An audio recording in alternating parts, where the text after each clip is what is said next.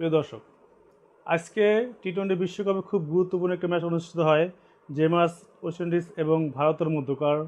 আজকে যদি ভারত হারতো, নিশ্চিত সেমিফাইনাল এবং বিশ্বকাপ থেকে বিদায় হয়ে যেত। কিন্তু আজকে ওয়েস্ট ইন্ডিজকে হারিয়ে 5 উইকেটে হারিয়ে জিতে গেল ভারত, আর সেই সুবাদে ভারত চলে গেল বিশ্বকাপের টি-20 বিশ্বকাপের সেমিফাইনালে।